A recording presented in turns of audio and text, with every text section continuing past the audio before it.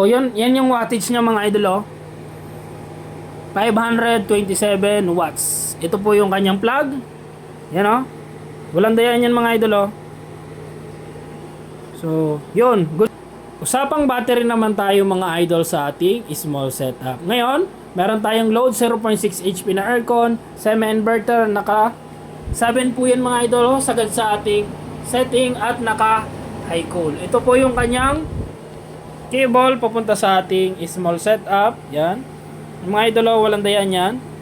At yung ating load 523 watts mga idol. Naka pay to inverter tayo, 12 volts setup. At yung battery natin ay Hamsync LiFePort 12 volts 314 Ah. Mini na yan mga idol, kaya parang maliit kasi nga mini. So, usapang battery naman tayo mga idol. Ito po yung ating battery.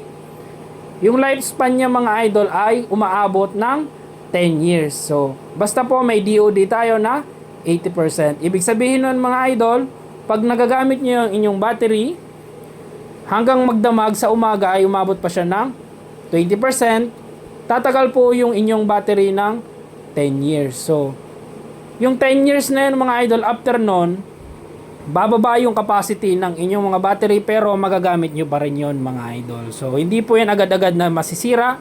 Kaya ang estimated natin na life ng ating battery ay nasa around 15 years. So, after 10 years sa tamang paggamit, magdi-deplete yung ating battery, mababawasan yung capacity from 314 Ah pa pwedeng bumaba siya ng nasa around 250 amperes na lang yung 250 Ah na lang yung kanyang total na charging at discharging. Pero gagana pa rin yon mga idol. Kaya sinasabi ko na pwede siyang umabot ng hanggang 15 years. So goods na goods yung ating battery mga idol. Kita nyo naman 200 amperes yung kanyang BMS. So, yung BMS niya mga idol, siya yung nagpoprotekta ng over-discharging, overcharging ng ating battery. So, goods na goods yan mga idol. Meron pa yung Bluetooth connection. So, tingnan natin yung kanyang app mga idol.